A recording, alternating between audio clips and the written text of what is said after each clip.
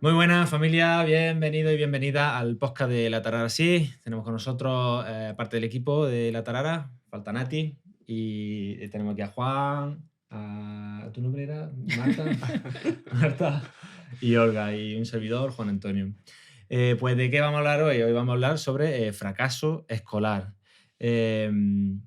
Bueno, he encontrado una definición en internet, en Wikipedia concretamente, sobre fracaso escolar y la comentamos. ¿Parece? Muy bien. Mira, dice, el fracaso escolar es el hecho de no alcanzar el título académico mínimo obligatorio de un sistema educativo. La expresión fracaso escolar ha sido cuestionada debido al agravio que implica, pues parece señalar que quienes no alcanzan un título educativo se está convirtiendo en personas fracasadas. Además, parece llevar la responsabilidad sobre el logro educativo hacia los estudiantes, no teniendo en cuenta que el éxito escolar es un proceso en el que, aparte de los estudiantes, también intervienen los profesores, la gestión de los centros educativos, las autoridades educativas, las políticas educativas y las familias. Por ello, se han propuesto eufemismos y perífrasis, como alumnos que abandonan el sistema educativo sin la preparación suficiente. Pero por ser más largas y novedosas, no son tan informativas como la propia de fracaso escolar. ¿Qué opináis de esto? Esto está en Wikipedia, ¿eh? ¿Qué opinamos? ¿Qué decimos? A ver, A ver.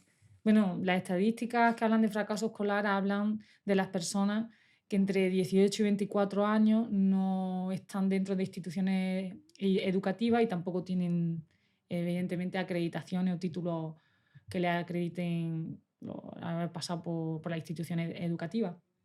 Eso se habla de fracaso escolar, que en concreto en Andalucía, me parece que los datos del 2016 por ahí, bueno, estaban en torno al 23%.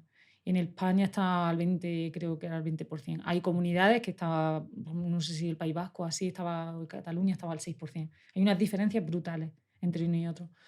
Pero a mí me gusta la definición de Nélida Zaitegui, a una mujer que recomiendo, una vasca, que ha sido inspectora de educación, maestra, que habla de que el fracaso de la escuela es el fracaso de la institución. Al final, las instituciones educativas como misión o una de sus misiones es la de producir aprendizajes, en un entorno de aprendizaje, producir un aprendizaje. Entonces, realmente no están funcionando nuestras instituciones educativas y esto no tampoco me refiero a que los maestros estén fracasando, ¿no? Sino que está pasando algo en la organización de las instituciones, en las que, por supuesto, intervienen los profesionales, pero hay muchos más factores que no logran mantener al alumnado y que el alumnado tenga interés por aprender. Esto es muy grave. Yo siempre lo comparo con los hospitales. Si tú tienes de cada 100 pacientes, tienes 23 que se te caen, pues tendría un sistema de salud muy precario. Ahora mismo la situación en educación es muy precaria porque la mayoría de estas personas que luego habla Juan porque la estadística no es exactamente así, se habla de que la estadística es mayor, pero esto supone que estas personas se quedan en una situación muy frágil, a nivel simplemente profesional, se quedan en una situación muy delicada, que a la larga puede suponer mucha inversión en acción social y la acción social es muy cara. Entonces, el fracaso escolar nos está diciendo que tenemos que mirar a la educación y que nos estamos equivocando.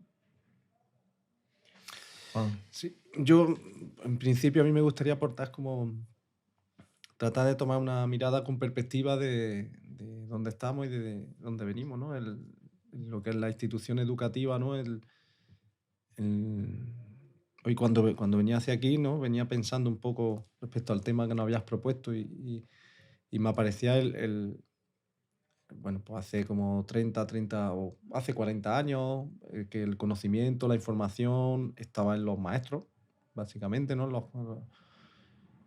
Había libros, estaban los libros, ¿acordáis cuando iban los vendedores a las casas vendiendo las enciclopedias, ¿no? El círculo de lectores y Pero las enciclopedias, enciclopedias. ¿cómo era? Yo tengo el recuerdo de pues, que había un hombre que se tiraba allí en el pueblo, en las casas, casa por casa, esperando a que llegase la noche. Cuando llegaba, estaba el padre, estaba la madre, y trataba de convencerlos lo importante que era tener una enciclopedia en casa, porque eso servía para adquirir conocimientos, para consultas, para... Y como la familia pues se involucraba y trataba de que los hijos accedieran a esa información, que muchos de ellos, los padres mismos, no habían tenido esa posibilidad. Entonces va pasando el tiempo y entramos en la era de la tecnología, de la revolución informática y en el estado en el que estamos, en el que la información aparece ya por tantísimos sitios que la visión que yo tengo es que la escuela ya no es un sitio donde hay un monopolio que se dice, ¿no? De información. La escuela se tiene que reconvertir en otra cosa. Claro, según tú, el alumno no va a la escuela a recibir información, como era No es que antes, no ¿no? vaya a recibir información, sino que tiene una serie de, tanto en las casas como en la propia ciudad o en el entorno, hay una serie de, Que la información está la está. Claro. información y se percibe y ya la escuela pierde ese punto esa De transmitir. utilidad o ese transmitir, es decir, las cosas se transmiten de otra manera. Entonces, ¿qué pasa?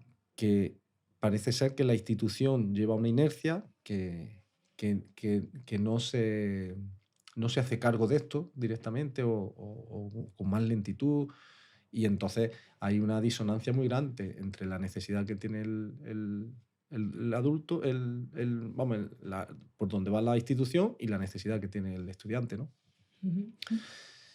Entonces yo entiendo que parte del fracaso hay una atención que no se está dando a las necesidades esas que hay. Cuando tú hablabas, Marta, antes de los números, habla gente que dicen que hay como un fracaso, que el 30% de fracaso, pero luego hay un 10% de abandono, que tal vez como tú vienes definido ahí, que quiere decir que no entran directamente en la estadística, es Mm. que no entran. Entonces probablemente las estadísticas sean mayores. Pero además yo voy más allá, es cómo terminan la secundaria, los bachilleratos, cómo terminan Mm. los alumnos y las alumnas, cómo terminan, si están realmente capacitados, si han adquirido las competencias de las que se les está formando. Y yo creo que ahí bueno, creo no, realmente hay un vacío también importante, ¿no? Ujú. Ya termina ya. Hay distintos autores que hablan que la LOCSE fue algo que propició este tipo de hacer, porque el sistema educativo ahora mismo, el niño que con 14 años tiene voluntad de hacer otra cosa, que no la tiene, no se recoge en la Claro. secundaria, tiene que estar hasta los 16 años y ya desconectado, como que la obligatoriedad en ese caso a los 16 años le genera más perjuicio, ¿no? En el sentido de, de descuelgue, ¿no? O algo así, ¿no? Y como habría que ver cómo gestión. Yo creo que ahí toca como darle una vuelta, ¿no? Y mirar, porque como solo se puede suspender una vez, al final el niño obligatoriamente va a estar en el centro hasta los 16 años, pero ahí yo creo que es donde se produce como una ruptura muy En los importante. 14, en los 14 dices. Sí, Yo creo que a partir de tercero sí, secundaria, tercero, segundo, cuarto, tercero. segundo, tercero secundaria es Mm. cuando no hay, la institución no está acogiendo la necesidad. Y ya no hablemos, os dejo O tiempo a sea, vosotros, tú dices, pero esta de, necesidad como de hacer, ¿no? De hacer de cosas, ¿te has hacer, dicho? de hacer y de ofrecer, porque si el Aprendizaje y uso creación. en la escuela, ¿no? Durante muchos Mm. años, la escuela, ¿no? Al principio, cuando apareció, una de las funciones principales era la de formar trabajadores, ¿no? Que estaba en un proceso pues cuando la modernización, la revolución industrial, además, que generar un tipo de trabajador. Ahora mismo la escuela tiene que generar un tipo de personas, no de trabajador. ¿Por qué? Porque no sabemos ni siquiera, como el cambio es tan rápido, no sabemos ni siquiera en ¿Qué tipo qué, de trabajadores qué tipo, van a qué puesto de necesitar? trabajo se va a necesitar. Entonces se necesita unas actitudes que no. Entonces ahí yo creo que el enfoque educativo actualmente sigue tratando de formar trabajadores con capacidades especializados en determinadas áreas y yo creo que ahí nos estamos equivocando. Mm. Olga, En la ley se supone, ¿no?, que nos acogemos a la evaluación y al aprendizaje de competencias. ¿Qué son aprender competencias? Se trata de aprender destrezas. Una de las destrezas es la selección de la información útil, la selección de la información rigurosa.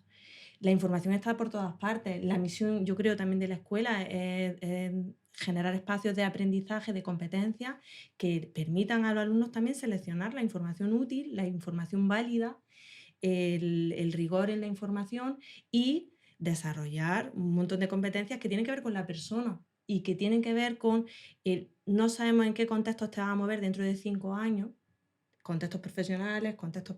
Sí que va a haber una serie de contextos personales en los que te vas a tener que manejar y cómo acompañamos como institución, como primera institución, como dice Marta tantas veces, como primera institución de la que forman parte nuestros hijos, cómo acompañamos esa integración en la vida laboral y en la vida personal, ¿no? Que son aprendizajes para la vida, que tienen que ver también con lo profesional.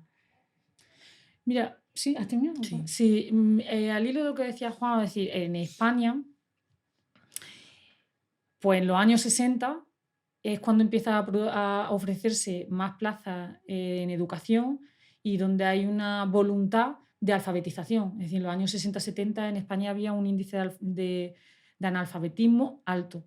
Entonces, el principal objetivo, y en ese momento, en ese contexto, era necesario que la gente, bueno, heredero, evidentemente, de una escuela de la revolución industrial, necesitamos que la gente sepa leer y escribir porque necesitamos profesionales con determinados perfiles y es necesario pues, los conocimientos básicos en matemáticas, en lengua, tal, y cierta disciplina. Y es verdad, como tú dices, Juan, porque además en ese momento el control del conocimiento lo tienen las instituciones educativas.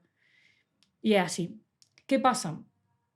La escuela de hoy día, las instituciones de hoy día están regentadas por las personas adultas que no hemos criado en ese tipo de escuelas, porque todos no hemos criado en ese tipo de escuelas. Pero a un nivel muy rápido se ha producido un cambio de contexto que nos demanda otras respuestas, como bien decía Olga y apuntaba Juan, una respuesta de desarrollo de competencia humana, aprender a aprender, aprender a convivir, aprender a ser, y que nos lo vienen diciendo desde los años 90 la UNESCO, y desde los años 90 estamos hablando. Pero claro, yo me pongo en el pellejo de los educadores que son herederos de una escuela, que no tienen referentes de otro tipo de escuela y que con eso que tienen que generar otro modelo de institución para dar respuesta a una infancia y a una juventud completamente distinta. Entonces, yo creo que estamos en una situación de bisagra. Añádase que las instituciones del Estado, eso da igual que sea una escuela, que sea un hospital, que sea Hacienda, se da por hecho, es decir, todas las instituciones están reguladas por leyes, se da por hecho que todas las personas que entran en esa institución han asumido o han encarnado los valores propios por los que se crea esta institución. Es decir, por ejemplo, en las instituciones educativas pues se rigen por la Ley Orgánica de Educación, en este caso tenemos la LOMCE, y en Andalucía la Ley de Educación Andaluza. Tú te lees la exposición de motivos, los principios que rigen la ley o los objetivos de la etapa y se habla de muchos valores, de tolerancia, de aprendizaje, de convivencia, de resolución pacificada de los conflictos, de inclusión, se habla de un montón de cosas. Y se da por hecho que las personas adultas que están, digamos, encarnando lo que se busca con esa ley, lo tienen eso interiorizado. Y no es verdad. Entonces, ¿qué pasa? La gente, y además, añado, porque me he perdido en el camino, que las instituciones están regidas por una burocracia que la hace muy con inercia, muy establecida y como muy densa para poder transformarse. Es una estructura tediosa. ¿Qué necesitamos? Necesitamos que esos adultos que no han tenido esos entrenamientos y que no se les facilita, tienen que cambiar las instituciones para generar culturas de centro donde haya una buena convivencia porque es necesario para el aprendizaje, donde haya buenos niveles de bienestar porque es necesario para el aprendizaje y donde las instituciones sean coherentes. Necesitan desarrollar lo que nosotros llamamos tecnología humana. Hay que ayudar a la institución a hacer esas transformaciones, porque si eso no sucede, el fracaso escolar va a llamar. Porque de hecho es que los maestros están mal, los chiquillos están mal, las familias están mal. ¿Qué se puede hacer entonces? ¿Cómo se puede hacer esa Yo creo que transformación? tú apuntabas al principio como el primer paso es el El- cuestionarse Que no que solamente el el, fracaso que el del... fracaso no es del alumno. Y Sí. yo cada vez, ¿no? Yo como que uno crece creyendo que el alumno es el que es malo o es bueno. Y entonces el alumno bueno supera, ¿no? Va superando su escala, sus pruebas y el malo se va quedando. Pero realmente cuando te das cuenta, dices, bueno, si esto es muy sencillo, o es un acto de responsabilidad. Si yo te estoy diciendo algo, yo puedo responsabilizarte a ti de que no me entiendas. Y yo digo, es que no me entiendes, es que no me entiendes, es que no me entiendes. Ujú. Pero si tú no me entiendes, no me entiendes, no me entiendes, y yo lo que necesito, lo que yo quiero es transmitirte algo, pues tendré que cambiar la forma que lo hago, tendré que buscar otra herramienta, otro método, otra forma, y comprobar que a ti te está llegando. Entonces, mientras que no te esté llegando, el error es mío, ¿no? O la dificultad la tengo yo. Sí. Y yo creo que es como el primer paso que necesitan las instituciones, hacernos cargo de no buscar culpables, ¿no? De quién es, si es un maestro o no. No. Sí, porque la etiqueta de fracasado no creo que no beneficia a nadie, ¿no? No. Como el primer paso es decir, oye, la función que queremos cumplir, no la estamos cumpliendo. No está llegando, bueno, pues no está llegando a término. Entonces, ¿qué vamos a hacer nosotros con eso? Y ahí yo creo que quien tiene la mano, pues eso, O la sartén por el mango. la sartén por el mango. Sí, Dentro de la comunidad educativa hay una parte importante porque son los centros, las autoridades y la Correcto. familia, ¿no? Pero yo ahí en el último lugar pongo al alumno, porque creo Mm. que es la persona la más vulnerable, ¿no? Yo esto que dice lo comparo con, por ejemplo, muchas empresas. No sé, por ejemplo, Amazon.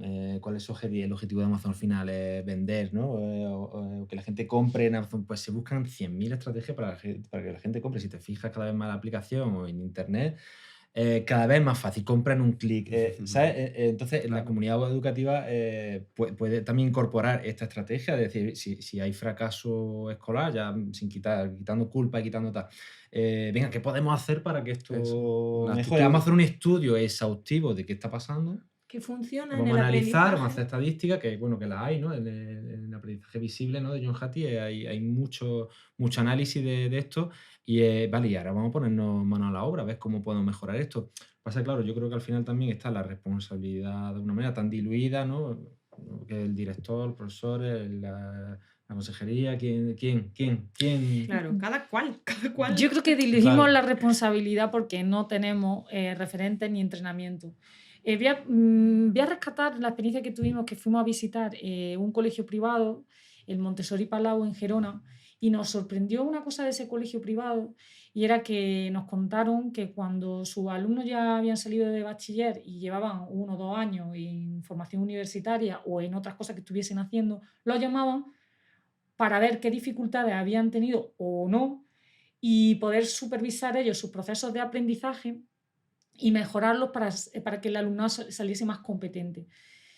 A mí eso me volvió loca. Bueno, evidentemente era una institución que está orientada al aprendizaje, que antes lo apuntaba Olga. O sea, si las instituciones están orientadas al aprendizaje, que este es el gran cambio que necesitamos introducir, se aseguran o utilizan muchas herramientas en las que se aseguran que el alumnado es competente. Si están orientadas a la enseñanza, se orientan a la enseñanza, que es la escuela que nosotros vivimos. Y entonces el fracaso escolar es del alumno. Y es unidireccional. Es unidireccional. Cuando se orientan al aprendizaje, el que se está testeando es el docente en cómo hace las cosas. Sí, para esto hace falta hacer un cambio de cultura. O sea, yo también como docente, Sí. esto de llegar a clase y a lo mejor no explicar, no transmitir el conocimiento, da la sensación de que no estás trabajando. O sea, entonces, tiene que haber un cambio también de creencia en el docente porque si no, está tan arraigado que como no haga eso... Mira, para mí hay un cambio de creencia en el docente, pero en la línea de que tiene que trabajar con sus compañeros. En la línea de que no puede ser un trabajo en solitario en tu aula, porque yo lo sitúo ahí la principal complejidad y también la dificultad de los docentes que me pongo en el pellejo de decir que no tienen entrenamiento, es decir, necesitan ese entrenamiento, porque no se programa juntos, no se Bueno, hay que trabaja sobre decir, ya marcos que viene a colación, que nosotros conceptuales. ofrecemos ese entrenamiento a través de la Tararasí en el programa Micelio. En www.latararasí.com podéis encontrar más información. Pero bueno, perdona que te Sí está interrumpa. muy justificado porque hay estudios que lo tienen muy justificado. Nosotros lo hemos visto por experiencia directa y por el estudio. Pero es absolutamente necesario. Mira, yo siempre pongo el ejemplo. Claro que va a fracasar una institución Si un alumno tiene una experiencia con un profesor que le va a decir una cosa, con una profesora que le va a decir otra cosa, con otro que le va a decir otra cosa, del mismo colegio. Porque si en infantil me ha tocado fulanita, funcionan así, la primera parte de primaria vamos a funcionar de otra manera y la última de otra manera. Y con 3 visiones completamente distintas, por ejemplo, en cómo se resuelven los conflictos. Y las familias lidiando con 3 posturas diferentes. Eso es un caos. Eso no es bueno para los docentes, no es bueno para la institución, no es bueno para el alumnado, no es bueno para la familia. Eso no es bueno para nadie. Pero así funcionamos. Entonces, hay una cosa que repite mucho John Hattie, decía, a ver, hilo con lo de antes. Mira, la escuela es buena por sí misma, buena. Aunque sea una escuela autoritaria, es buena. Es decir, ¿por qué? Porque necesitamos aprender a leer y escribir. Tú te vas a África y sea como sea, la escuela es buena. Pero en nuestros contextos occidentales, no todo lo que se hace en la escuela vale. Porque si todo lo que se hace en la escuela vale, la desprofesionalizo. Por tanto, para tener éxito y de hecho nuestros datos nos están diciendo que no tenemos éxito en el aprendizaje, que el alumnado salga bien preparado, tenemos que ver qué es lo que funciona. Y lo que funciona, y si nos vamos a imaginar en un claustro, lo que funciona, te va a decir un profesor, lo que funciona es lo que yo hago, lo que yo funciona es lo que yo hago. Cada profesor lo atribuye a lo que hace. Eso no vale en un contexto profesional, porque no vale lo que yo hago. Si es base a opinión, ¿no? Si es basada en una opinión o en mi exclusiva experiencia. Ahora, ¿cómo tenemos que crear ese marco común? No, tenemos que pensar qué vale y qué evidencias científicas tenemos y evidencias empíricas tenemos de que eso es así. Y ahora compartirlo y crear un proyecto común. Eso es, hoy día se sabe mucho que eso es lo que hacen las instituciones fuertes. Y cuando las instituciones son fuertes, en el alumnado hay un impacto muy positivo. Y cuando hay un impacto muy positivo en las familias, con más o menos reticencia, al final un impacto muy positivo. Al final las familias quieren ir a esos colegios. Eso es lo que la tenemos que lograr. institución incorpora lo que sería la resiliencia de la institucional, ¿no? Que tiene capacidad de adaptarse, de reflexión sobre dónde estamos, hacia dónde vamos y de reconducirse. Algo que y sí... de enfocarse a soluciones. Y de enfocarse claro. a soluciones. ¿Cómo llegamos entonces a esto? ¿Cómo lo hacemos? O sea, en las familias que nos estén escuchando, docentes, ¿qué hacen? ¿Qué pueden hacer? Reflexión. Lo primero que me aparece es la reflexión, como el cuestionamiento, el ver el sentido. Sí, pero yo me cuestiono y pienso que, bueno, es verdad, esta gente puede ser que lleve razón, pero ahora... Pedir ayuda. ¿Cómo ¿A lo quién? ¿Dónde hacen? voy? Claro, yo pondría el foco en el aprendizaje, ¿no? Primero empezar por poner el foco en el aprendizaje. Y ahora si pongo el foco en el aprendizaje, soy docente y necesito que todos mis alumnos desarrollen unas competencias y que todos aprendan. No uno sí, otro no, que todos desarrollen las competencias de las que yo soy responsable en mi área de docencia, ¿no? Bueno, ¿cómo voy a hacerlo? ¿Cómo voy a desarrollar eso? ¿A quién le funciona? ¿Quién lo consigue? ¿Está aquí? ¿Está en otro país? ¿Está cerca? Buscar referencias de coherencia en cuanto a eso y abrirme, primero, ¿no? Reflexionar y abrirme a aprender a hacerlo de otra manera, a cuestionarme mi propia forma de hacer, abrirme a cambiar, hablar con otra gente a la que le funciona esas cosas. Preguntarle a los alumnos. Yo le diría, perdón, a los claustros que lleven reflexión, es decir, a los que llevan, a los equipos directivos que lleven a los claustros la reflexión de qué podemos hacer y que pidan la ayuda. ¿Por qué digo que pidan la ayuda? Porque no podemos perder de vista que nosotros no somos herederos de esa escuela. Nosotros no tenemos referencia. Y entonces se va a necesitar ayuda, que es verdad que hay mucha gente que hace mucha formación y maestros que se están partiendo los cuernos, pero lo que tratamos es que tienen que tener la reflexión en equipo. Es decir, que mientras tengan la reflexión, sigan teniendo la reflexión solo y con sus prácticas de aula, yo tengo muy claro que el fracaso escolar va a seguir.